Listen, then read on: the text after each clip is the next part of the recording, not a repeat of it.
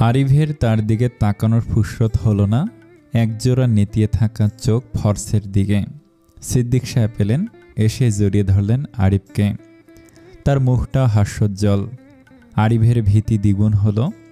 সিদ্দিক সাহেব আরিফের মুখের দিকে চেয়ে প্রশ্ন করলেন, তোমাকে এমন দেখাচ্ছে কেন? খুব ক্লান্ত বুঝি? ধীর গতিতে মাথা দুলিয়ে আরিফের জবাব দিল, না, ক্লান্ত নই। আরিফের হাতে থাকা রিপোর্টগুলোর দিকে চেয়ে সিদ্দিক সাহেব পুনরায় প্রশ্ন করলেন, এটা কোনো রিপোর্ট কি? আরিফ লম্বা নিঃশ্বাস ফেলে, চোখ তুলে তাকায় শ্বশুর মশাইয়ের দিকে।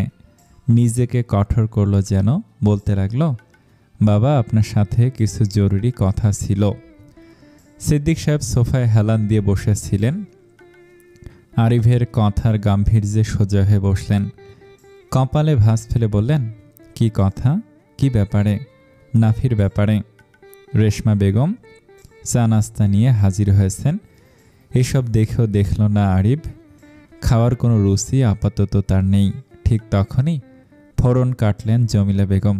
বললেন, বিয়ার মাত্র কয়দিন, এখনই জামাই অভিযোগ নিয়ে আইছে তোর মাইয়ার, দেখলি? আরিফের মেজাজ তরতর করে তুঙ্গে উঠে গেল।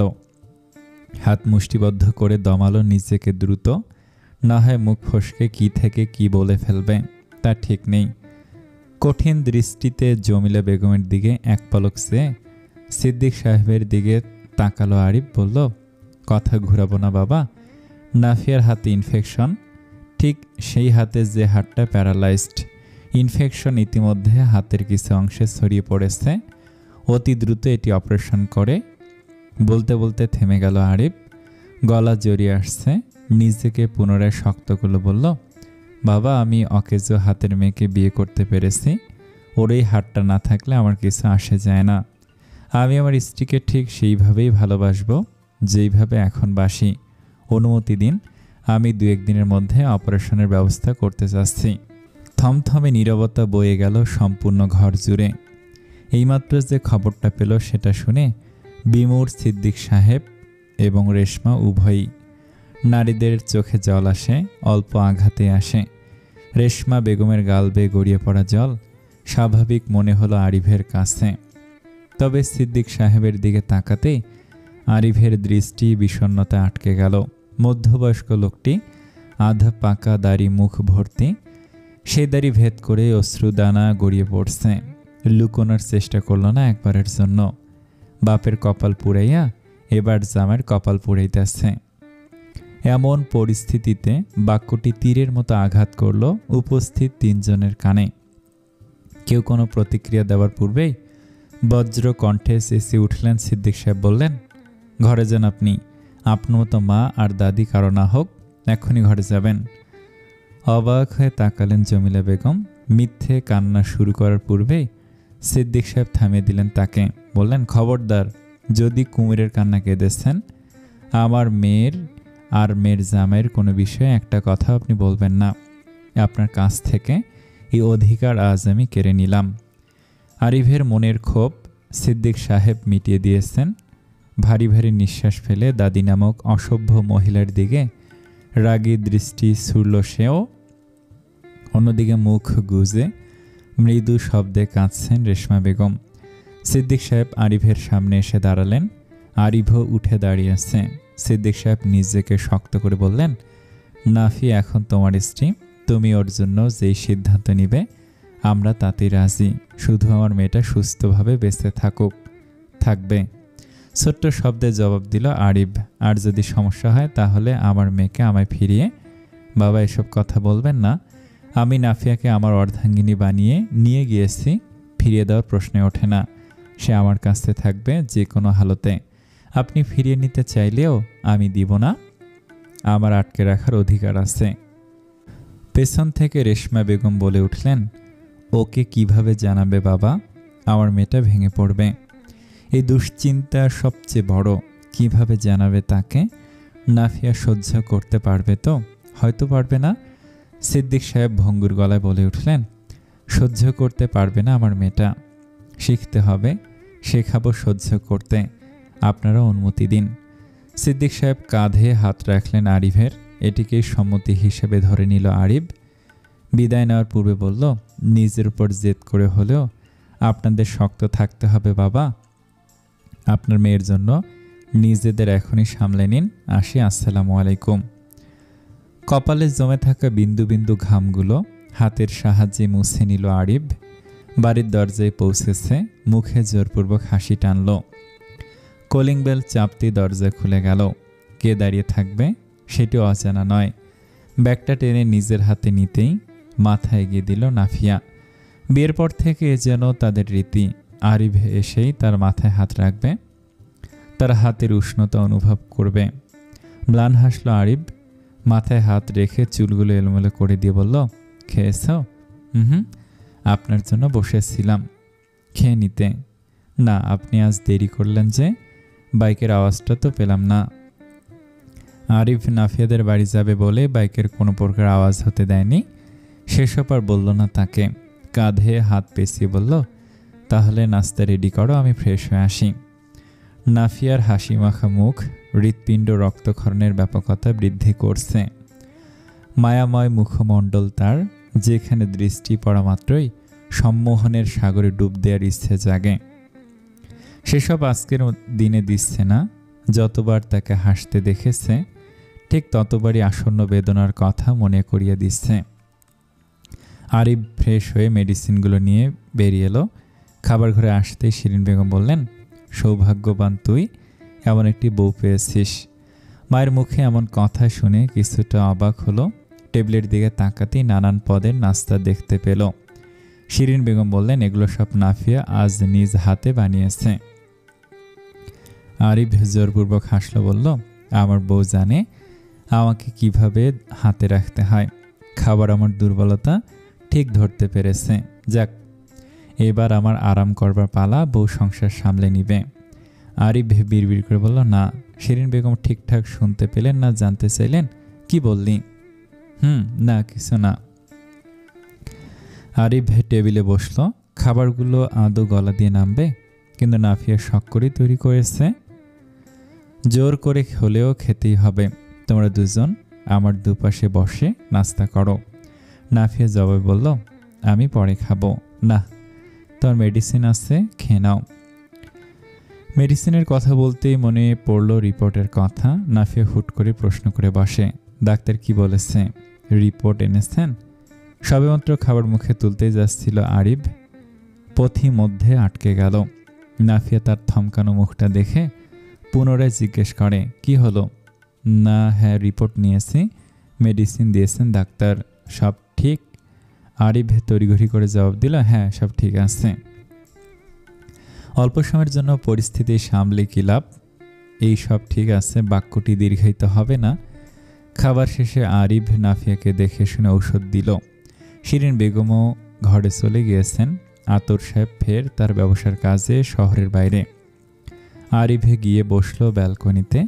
এই জায়গাটা তার প্রশান্তির, কিন্তু শান্তি মিলছে না কিছুতেই। চারিদিকে এক গুমট ভাব, বাতাসে কোনো প্রাণ নেই। গোমরা মুখে হলদে বাতির নিচে থাকা মুখখানা উঁকি দিয়ে দেখল নাফিয়া। পা টিপে এসে তর্জনী আঙুল দিয়ে খোঁচা দিল আরিফের বাহুতে। আরিফ তাকাতেই নাফিয়া ভুরু নাচিয়ে বলল, কি ব্যাপার, ঘরে বউ থাকতে এখানে একাকী? আরিফ মৃদু হাসে, মাথা ঠিক উপরে থাকা সুইচ বোর্ড চেপে নিভিয়ে দিল জ্বলতে থাকা হলদে বাতি। নিমেষেই পুরো ব্যালকনি জুড়ে আধার ঘনিয়েছে। চারিদিকে গাছগাছালি, বাড়িঘরের পরিমাণ অল্প। আলো আসে না লতাপাতা ভেদ করে। নাফিয়া আধারে হারিয়ে প্রশ্ন করে বসল, বাতি নেভালেন কেন? হ্যাঁচকা টান পড়ে হাতে। আকস্মিক নাফিয়া নিজেকে আবিষ্কার করলো আরিফের কোলে। দুহাতে শক্ত করে কোমর জড়িয়ে আছে লোকটা। চাঁদের মৃদু আলোয় তার জলজল করা নেত্রদয় যে নাফিয়ার মুখের দিকে আবদ্ধ, সেটি বুঝতে ভুল করল না নাফিয়া। ঘনিষ্ঠতায় মিশে গেল লজ্জাবতী গাছের ন্যায়। আরিফ ঘাড়ে মুখ গলিয়ে যেন আরও আড়ষ্ট করল নাফিয়াকে। মেয়েটি কেঁপে উঠল এক দফা। পরপর উষ্ণ স্পর্শ অনুভব করল গলায়। কম্পন আচমকাই থেকে বরফের ন্যায় কঠিন হয়ে গেল কায়া। আরিফ আঙ্গুলের ভাঁজে আঙ্গুল রেখে গঙ্গান সুরে বলল, চাঁদের আলো আমাদের প্রেমের সাক্ষী হোক। ভালোবাসো আমায়? আরিফের বক্ষস্থলের ঠিক মধ্যিখানে মাথা রেখে আছে নাফিয়া। দেহের অর্ধেক ভারটুকু তার বুকেই। দেহের সংস্পর্শে সে নীরবে মেটে নীরব। চুলে হাত বুলিয়ে দেয়া নিবিড়ভাবে অনুভব করছে। ক্ষণে ক্ষণে প্রশান্তির নিঃশ্বাস নিতে দেখা গেল। আরিফের জবাব পেল না, তাই পুনরের প্রশ্ন ছড়ে। জবাব দিচ্ছ না যে? বুকের ডান পার্শ্বে আঙ্গুলের সাহায্যে আঁকি ঝুঁকি করতে করতে নাফিয়া লাজুক সুরে জবাব দিল, জানেন না বুঝি? জানি, তবে তোমার কণ্ঠে শুনতে চাই। কণ্ঠে বিশেষ ভূমিকা পালন করে। নাফিয়া কোনো তালবাহানা করল না। এবার আরিফের গলায় এক হাত পেঁচিয়ে জবাব দিল, বাসি। আরিফকে লম্বাটে নিঃশ্বাস ফেলতে দেখা গেল। অনুভব করল নাফিয়া তার বুকের ওঠানামা। মুখ একবার তুলে তাকালো আরিফের দিকে। সে তো আগে থেকেই তার দিকে চেয়ে। নাফিয়ার গালে আলতো হাত বুলিয়ে আরিফ বলতে লাগলো, জীবনে বিভিন্ন ধরনের চ্যালেঞ্জ আসে নাফি, সেটি বিশ্বাস করো তো? হুট করে কথার কারণ বোধগম্য হলো না নাফিয়ার। আরিফ মাথায় হাত বোলাতে বোলাতে বলল, করো তো? করি, কিন্তু আপনি এসব কেন বলছেন? সতর্ক করছি, কখন কোন চ্যালেঞ্জ এসে হাজির হয় সেটা তো বলা যায় না। নাফিয়া নড়ে চড়ে জবাব দিল, তা ঠিক। ধরো তোমার সামনে ভয়ঙ্কর কোনো পরিস্থিতি এসে দাঁড়ালো, তুমি ভেঙে পড়বে নাকি শক্ত হয়ে মোকাবেলা করবে? আরিফ সর্বোচ্চ চেষ্টা করছে। তাকে ধীরে ধীরে বিষয়গুলো তুলে ধরার আকুল প্রচেষ্টা। মানসিকভাবে পূর্ব প্রস্তুতি নিতে হবে তার। হুট করে অপারেশনের বিষয়টি সামনে এলে নাফিয়া বইতে পারবে না এই বিষাদের ভার, ভেঙে পড়বে তার সাথেই। নাফিয়া ভাবনা চিন্তার জন্য সময় নিল, তারপর জবাব দিল, মোকাবেলা হয়তো করতে পারতাম না। পারতে না কেন? চট করে প্রশ্ন করে বসে আরিফ।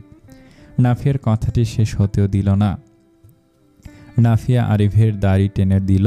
বিরক্তি সুরে বলে উঠল, উফ, কথা শেষ করতে দিবেন তো? আচ্ছা সরি, বলো। বলছি, আমি একা হলে হয়তো মোকাবেলা করতে পারতাম না।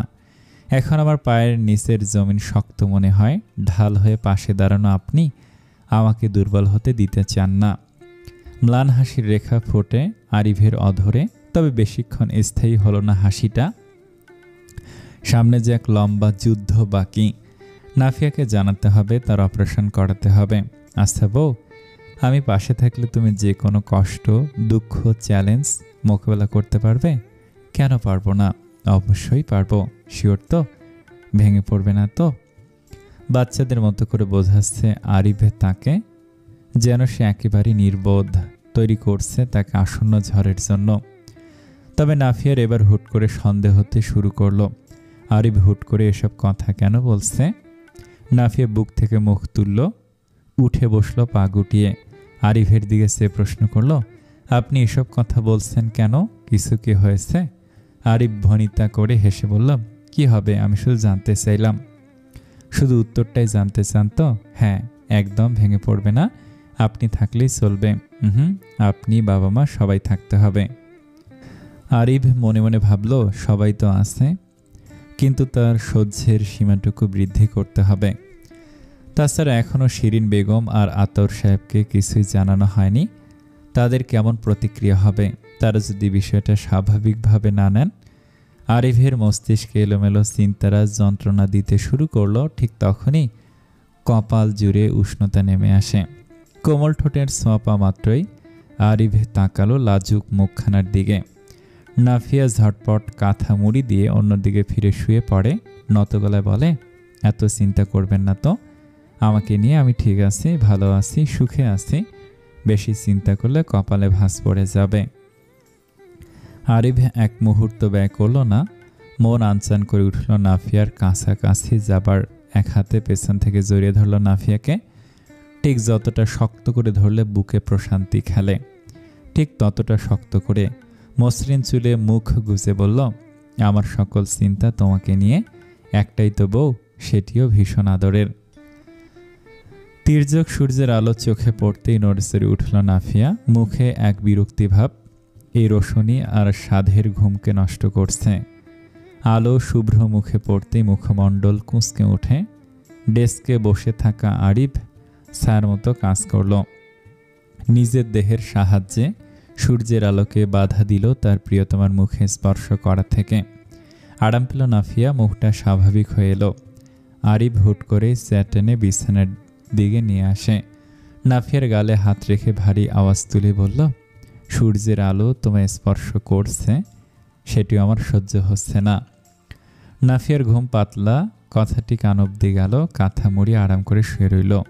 তারপর বলল, হিংসুটে। আরিফ হেসে ওঠে, হাত সরিয়ে পুনরায় ডেস্কের কাছে নিয়ে বসে। ল্যাপটপের বোতাম চেপে বড় সড়ো একটি অ্যাপ্লিকেশন লিখল। 10 দিনের লিভ চায় সে অফিস থেকে। কারণটা জানিয়েছে তার স্ত্রী অপারেশন আর তাকে মানসিকভাবে সাপোর্ট দেওয়ার জন্য। সে অনিশ্চিত ছুটি পাবে কিনা, তবে না পেলেও অফিস যাবে না সে। ল্যাপটপ বন্ধ করে ঘরের বাইরে চলে যায় আরিফ। ভোর রাতে আতাউর সাহেব ফিরেছেন। আরিফে নিজে দরজা খুলে দিয়েছে তাকে। নিশ্চয়ই বাবা মা উভয়ে এই সময় জেগে উঠেছে। এটাই মোক্ষম সুযোগ তাদের সবটা জানানোর। নাফিয়া ঘুম থেকে ওঠার আগেই সকাল 8টায় ছেলেকে ঘরের দরজায় দাঁড়িয়ে থাকতে দেখে অনেকটা অবাক শিরিন বেগম। যে ছেলে অফিস যাওয়ার 30 মিনিট পূর্বে হন্তদন্ত হয়ে উঠে, সে আজ এত সকালে? আজ সূর্য কোন দিক থেকে উঠল? আরিফ বুঝতে পারে না মায়ের কথা। ঘরে ঢুকতে ঢুকতে বলল, মানে? হাতে থাকা চাদর ভাঁজ করতে করতে শিরিন বেগম জবাব দিলেন, মহারাজ আজ এত সকালে উঠে গেলেন যে, তাই ভাবলাম আজ যে সূর্যটা বোধহয় উল্টো দিক থেকে উদয় হয়েছে। পরিস্থিতি আগের মতো হলে হয়তো আরিফ মুখ মুচকে নিত। মা তাকে খোঁটা দেয় কেন এই বিষয়ে ভেবে ভেংসি কেটে উঠত মেয়েদের মতো। আজ যে তেমন কিছুই হলো না। চশমার আড়াল থেকে আর চোখে মা ছেলের কথা শুনছিলেন। কথা ছিল, আম্মা, ছেলের মুখ শুকনো লাগছে। বিছানার ঠিক বরাবর থাকা বেতের সোফায় বসে শিরিন বেগম হাত তুলে ডাকলেন আরিফকে। বললেন, আয় বসে এদিকে। আতর সাহেব হাতের নিউজ পেপারটা ভাঁজ করে মনোযোগী হলেন স্ত্রী এবং ছেলের দিকে। আরিফ এগিয়ে আসে, এসে অদ্ভুত কাণ্ড ঘটালো। সেই ঠিক ছোটবেলার মতো পা ভাঁজ করে বসে পড়ল জমিনে। বিনা বাক্যে মাথা এলিয়ে দিল শিরিন বেগমের কোলে। ভারী বুক নিয়ে বলে ফেলল, অস্থির লাগছে মা, কিছুই ভালো লাগছে না।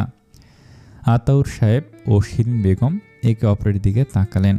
হুট করে হলো কি ছেলেটার? শিরিন বেগম চিন্তিত ভঙ্গিতে মাথায় হাত রাখলেন আরিফের। চুলে হাত বুলিয়ে দিতে দিতে প্রশ্ন করলেন, কি হয়েছে? কেন অস্থির লাগছে? পুরুষকে মাঝে মধ্যেই শক্ত বস্তুর সঙ্গে তুলনা করা হয়। সমাজে প্রচলিত কথাও আছে তাদের জন্য, পুরুষ কখনো কাঁদে না অথবা পুরুষের কাঁদতে নেই। দুটো বাক্যের মধ্যে স্পষ্ট হয়ে পুরুষ মন অনুভূতি শূন্য হয়ে ওঠে। আরিফের বেলায় সে নিয়ম ভেঙে গেল। ভেঙে ফেলল সে, ডুকরে কেঁদে উঠল সে। কান্নার তালে পুরুষালী শক্ত দেহটি কেঁপে ওঠে। শিরিন বেগমের চিন্তার মাত্রা তরতর করে বেড়ে ওঠে। আতাউর সাহেব বিছানা ছেড়ে নেমে এলেন। আরিফের পিঠে হাত বুলিয়ে বললেন, কি হয়েছে বাবা, আমাদের বল। যদি কিছু হয়েও থাকে আমরা সমাধান করার চেষ্টা করব। শিরিন বেগম বিচলিত হলেন। দুহাতে ছেলের মুখখানা তুলে দেখলেন। এই কয়েক মুহূর্তে চোখ জোড়া এত রক্তিম হলো কি করে? তিনি বলে উঠলেন, এই আরিফ, কি হয়েছে তোর? তুই কাঁদছিস? আমি কি নাফিয়াকে হারিয়ে ফেলবো আম্মা? আমি ওকে হারাতে চাই না। আমি ওকে ভালোবাসি, হারাতে চাই না। তুই কী সব যাতা বকছিস? কেন হারিয়ে ফেলবি? আম্মা, নাফি, কি হয়েছে নাফির? ওর হাত ইনফেকশন, ভয়াবহ রকমের ইনফেকশন। ডক্টর বলেছেন ইমিডিয়েট অপারেশন করতে। হ্যাঁ, অপারেশন করাবো তাহলে। অপারেশন করালে যে তার অর্ধেক হাতটাই আর থাকবে না আম্মা। আরিফের চোখ বেয়ে অনবরত পানি পড়ছে, থামছেই না কিছুতেই। বাচ্চাদের ন্যায় মায়ের কোল ঘেঁষে বসে। শিরিন বেগম, আতাউর সাহেব উভয়ে নিস্তব্ধ। আরিফ বলে উঠল, তোমরা কি ভুল বুঝবে? নাফিয়ার হাতটুকু না থাকলে তাকে ছেলের বউ হিসেবে অযোগ্য ভাববে?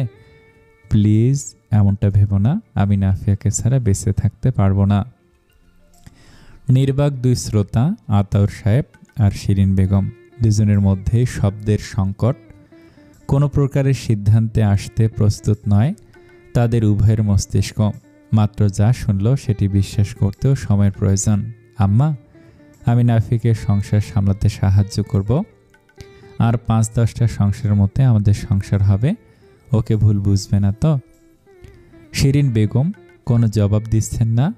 আরিফ মায়ের হাত জোড়া চেপে ধরল, বলল, আম্মা, তুমি কি ভাবছ আমার জীবন নষ্ট হচ্ছে? যদি ভেবে থাকো তুমি ভুল ভাবছ। আমার জীবন নষ্ট হয়নি, বরং সুখের হয়েছে। আমি ওই মেয়েটির সমস্ত দায়িত্ব নিয়েছি।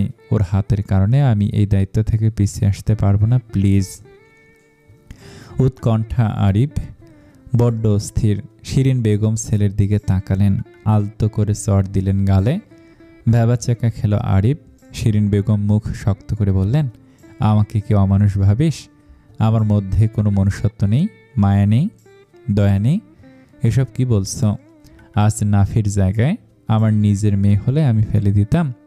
তুই নিজে থেকে ভেবে নিয়েছিস তোর মা দজ্জাল মহিলা, তাই না? শুধু ছেলের কথা ভাববে, এই চিনিস নিজের মাকে? আরিফ দুদিকে মাথা দুলিয়ে জবাব দেয়, না মা, তুই এটাই ভেবেছিস। ওইটুকু একটা মেয়ে, জীবনের ওপর দিয়ে কতই না ঝড় গেল, আবার ঝড় আসছে তার জীবনে। আমি পাষাণ্ড মহিলা নই আরিফ। আরিফ সাথে সাথে শিরিন বেগমের পা জড়িয়ে ধরল, বলল, ক্ষমা করো প্লিজ আমাকে মা, আমি তোমাকে কষ্ট দিতে চাইনি। আমি টেনশনে অনেক কিছু ভেবে ফেলেছি। পায়ে ধরছিস কেন স্যার? মায়ের পায়ে ধরাতে কোনো ক্ষতি নেই। তুমি আমাকে কয়েকটা চড় দাও, আমি মেনে নিব। আমি তোমাকে বুঝতে ভুল করেছি, যা শাস্তি দেবে মেনে নিব। বাচ্চামো করিস না আরিফ। পা স্যার, ক্ষমা করেছ? করেছি। পেছন থেকে আতর সাহেব ছেলের পিঠে হাত রেখে বললেন, তুমি অপারেশনের ব্যবস্থা করো, টাকা লাগলে আমি তোমার বাবা এখনো বেঁচে আছি। বাবা? তুমি কাঁদলে বৌমলাকে কে সামলাবে? যা বউয়ের কাছে। শিরিন বেগম থামালেন, আরিফকে বলল, নাফি জানে? আরিফ হতাশারে বলল, জানলে কি আর স্বাভাবিক থাকতো? এখনো জানাসনি? সাহস পাচ্ছি না আম্মা। আতর সাহেব বললেন, আজই জানো, তবে খুব সাবধানে, বুঝিয়ে নিবে আগে। ওর মানসিকভাবে প্রস্তুতির একটা দরকার আছে। আরিফের বুকটা কেমন যেন ধক করে ওঠে। জানানোর সময়টা যত কাছে আসছে অশান্তি ততই বাড়ছে। কি হবে? কিভাবে সামলাবে নাফিয়াকে? তার প্রতিক্রিয়া কি হবে? আরিফ ভারী নিঃশ্বাস ফেলে উঠে দাঁড়ালো। ঘর থেকে বেরিয়ে বিড়বিড় করে বলে উঠল, ভাঙতে দিব না তোমাকে, ভেঙে গেলে গড়ে নিব নিজের মতো করে। আমার কথা রাখবে?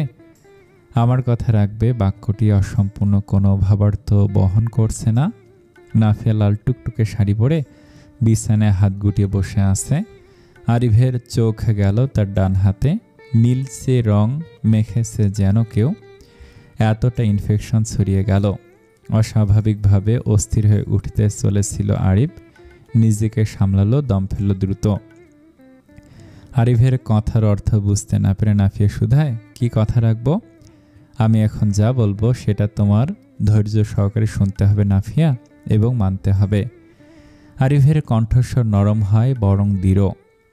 রেগে আছে কি? নাফিয়ার মনে প্রশ্ন জাগলো। আরিফের সাথে যতই দুষ্টুমি করুক, তার রাগের সময় নাফিয়া চুপসে যায়। এবারও তাই হলো। মাথা দুলিয়ে বলল, শুনবো, মানবো। মন থেকে বলছো? হ্যাঁ। বেশি দেরি করা যাবে না, একদমই না। আজ যে সন্ধ্যায় ভর্তি করাতে হবে নাফিয়াকে। নিজেকে শক্ত করার সাথে সাথে কণ্ঠস্বরটাকেও শক্ত করলো আরিফ। সে জানে নাফিয়া তার এই রূপটাকেই ভয় পায়। এই মুহূর্তে আরিফে তাকে যত আদুরে ভঙ্গিতে বোঝাবে, নাফিয়া তত ভেঙে পড়বে। আরিফ দীর্ঘশ্বাস ফেলে বলল, তুমি জানো তোমার হাতের ব্যাপারে আমি উদাসীন। তোমার হাত কাজ করলো কি করলো না, এতে আমার আর আমার পরিবারের কিছু আসে যায় না। জানি আমি তোমাকে তোমার সত্তাকে ভালোবাসি, জানো তো? জানি। তোমার বাহ্যিক সৌন্দর্যে আমি বিমোহিত হলে কখনোই তোমাকে বিয়ে করতাম না। বোকার মতো চেয়ে রইল নাফিয়া। লোকটার কি হলো? এমন অদ্ভুত ব্যবহার করছে কেন? ঘুম থেকে তুলে আরিফ বলল, তোমার পরিস্থিতি আমাকে অস্থির করে তোলে। তোমার অস্তিত্বকে ভালোবাসি আমি। মনে পড়ে তোমার কণ্ঠ শোনার জন্য কতটা আনসান করতাম। এবার আমার কথা মনোযোগ দিয়ে শোনো। বলুন। তোমার কোনো অঙ্গ না থাকলেও তোমার প্রতি ভালোবাসা কোনো দিন কমবে না। প্রশ্নে ওঠে না কমে যাওয়ার। বলতে পারো আমি তোমার প্রেমে পাগল। নাফিয়ার মুখখানা নিচু হয়ে গেল। লজ্জা পাওয়া উচিত নাকি ভয় বুঝতে পারছে না সে। আরিফ বলল, আগামীকাল তোমার হাতের অপারেশন। নিচু হয়ে থাকা মুখটা তুলে তাকালো নাফিয়া। চক্ষু জোড়া গোল গোল হয়ে উঠেছে। কি বলল আরিফ? আরিফ ফের বলে উঠল, তোমার হাতের ইনফেকশন ছড়িয়ে পড়েছে, তাই অপারেশন করতে হবে। নাফিয়ার মস্তিষ্কে তালগোল পাকিয়ে যাচ্ছে। কপালের মধ্যেখানে ভাঁজ পড়ল, আগামীকাল অপারেশন, অথচ সে কিছুই জানে না। অবাক সুরে কিছু জানতে চাইবে তার পূর্বে আরিফ বলে উঠল, অপারেশন তোমার করাতে হবে নাফিয়া, নয়তো ইনফেকশন ছড়িয়ে যাবে পুরো শরীরে। আমি ওয়ার্ন করছি, কান্নাকাটি চলবে না। B brave. আমার অপারেশন আর আমি কাল। না, তুমি কাঁদবে না। তুমি বলেছ আমি সাথে থাকলে তুমি সব পরিস্থিতি মোকাবেলা করতে পারবে। তোমার আর দুর্বল হওয়া চলবে না নাফিয়া। তুমি যদি দুর্বল হও, কেঁদে ফেলো, তাহলে আমাকে হারাবে। তুমি যতবার কাঁদবে আমি ততবার নিঃশেষ হতে থাকব। আমি তোমার অপূর্ণতাকে মেনে নিয়ে তোমাকে ভালোবেসেছি, তোমার সব দুঃখগুলোকে কেড়ে নিয়ে সুখ দিয়েছি তোমাকে। এবার বলো, কাঁদবে? আমাকে কষ্ট দেবে, নাকি বাকিটা জীবন আমার সাথে ভালোবাসে সিক্ত হয়ে কাটিয়ে দিবে? চয়েস তোমার। দুর্বল হবে নাকি আমার জন্য শক্ত হবে? আরিফের দৃঢ় বাক্যগুলো নাফিয়াকে কষ্ট দিল না, বরং চিন্তিত করে তুলল। তার মস্তিষ্কে অপারেশনের ভয়ের চেয়ে বেশি আরিফকে কষ্ট দেওয়ার ভয় কাজ করছে। নাফি অনুভব করল তার মাঝে ভয়ের লেশটুকু নেই, যা আছে সমস্তটাই আরিফের প্রতি চিন্তা। তার কথাগুলো মস্তিষ্কে ঘুরপাক খাচ্ছে। কিছু সময়ের ব্যবধানে নাফিয়া উঠে দাঁড়ায়। আরিফ আলমারি থেকে কিছু প্রয়োজনীয় কাপড় বের করে হসপিটাল ব্যাগ রেডি করছে। নাফি উঠে গেল, পিঠে হাত রাখলো ব্যস্ত আরিফের। আরিফ ঘুরে তাকায়নি, সেভাবে থেকেই বলেছে, আমি তোমার কান্না দেখতে চাই না নাফি, আমার সহ্য হয় না, প্লিজ বাইরে গিয়ে কেঁদে এসো। নাফিয়া আরিফের বাহু টেনে নিজের দিকে ঘুরিয়ে নিল। তার হাতে থাকা ব্যাগ টেনে নেয় নাফিয়া, পাশে রেখে আরিফের আঙুলে ভর করে কাছে আসে। এক হাতে লোকটিকে পুরোপুরি জড়িয়ে ধরা সম্ভব হয় না, তারপর চেষ্টা করলো। আরিফের উষ্ণ বুকে মাথা পেতে বলল, দেখুন আমার ভয় একদম করছে না, ছোট্ট একটা অপারেশনই তো। আরিফের চমকায়। নাফিয়া কান্না করছে না, সম্পূর্ণ স্বাভাবিক তার কণ্ঠস্বর, বরং নিজেকে শক্ত দেখাচ্ছে। আরিফে নাফিয়ার মাথায় হাত রাখল।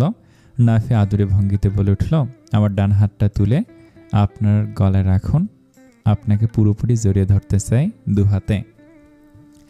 আরিফ নাফিয়ার ডান হাতটা ধরলো আলতো করে। ঠিক তখনই মস্তিষ্কে তীরের মতো এসে বিঁধে গেল এই কথাটি, আজকের পর এই হাতটা সম্পূর্ণ থাকবে না, এই হাতের আঙ্গুলের ভাঁজে আঙ্গুল রাখা হবে না, হাতের তালুতে চুমু খাওয়া হবে না।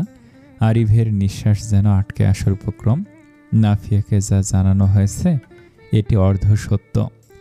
আরিফের হাতটি খামচি ধরে আছে নাফিয়া। হাসপাতাল তার একদমই পছন্দের নয়। হাসপাতালের আশপাশ দিয়ে গেলেও সেই পুরনো ভয় তাকে তাড়া করে। তবে আজ এসেছে ভয় কাটিয়ে আরিফের কথা রাখতে এখানে উপস্থিত।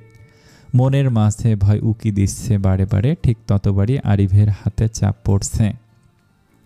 আরিফ বুঝল, নাফিয়ার আঙুলের ভাঁজে আঙুল রেখে আশ্বস্ত করল তাকে।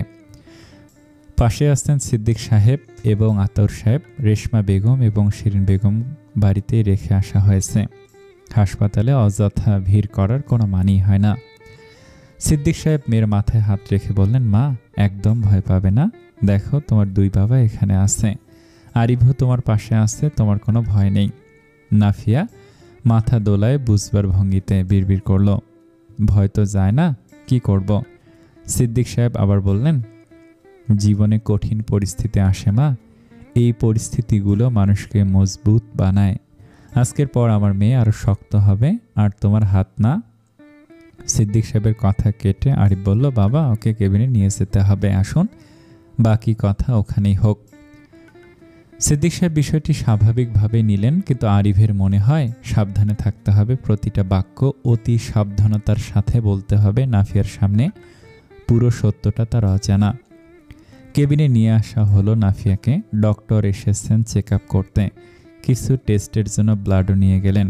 যতক্ষণ চেক আপ চলেছে ঠিক ততক্ষণ আরিফের দিকে চেয়েছিল নাফিয়া। একটা সেকেন্ডের জন্য নজর সরায়নি। এই মানুষটি তার ঢাল। আরিফ সব কিছু ঠিকঠাক করে আতাউর সাহেব এবং সিদ্দিক সাহেবের সামনে দাঁড়িয়ে বলল, বাবা আপনার বাড়ি চলে যান, আমি আসছি নাফির সাথে। দুজনে একত্রে নাকচ করে, কিন্তু আরিফ তাদের বুঝিয়ে বলল, একটি কেবিনে এত মানুষ অ্যালাউ করে না হাসপাতাল কর্তৃপক্ষ। অযথা রাত জেগে এখানে বসে থাকার কোনো মানে হয় না। আরিফ বলল, আগামীকাল 8টায় চলে আসবেন। গড়িমসি করে বাধ্য হয়ে চলে গেলেন দুজনে। যাওয়ার কোনো ইচ্ছেই ছিল না। আরিফ নাফিয়ার প্রয়োজনীয় জিনিসপত্র ঠিকঠাক করে নাফিয়ার পাশে এসে বসল হাসি মুখে। মাথায় হাত বুলিয়ে বলল, I am proud of you. Nafia অবুঝ ভঙ্গিতে শুধায়, কেন কেন প্রাউড কেন? নিজের ভয়কে দূরে সরিয়ে শুধু আমার জন্য তুমি অপারেশন করতে রাজি হয়েছ তাই। নাফিয়া ঠোঁট চেপে হাসল খানিকটা। চোখে মুখে ভয়ের ছাপ পড়তে দিচ্ছে না কিছুতেই। একটু সরে গিয়ে বলল, আমার পাশে ঘুমাবেন? আরিফের জবাবে বলে উঠল, বেড ছোট, তোমার সমস্যা হবে।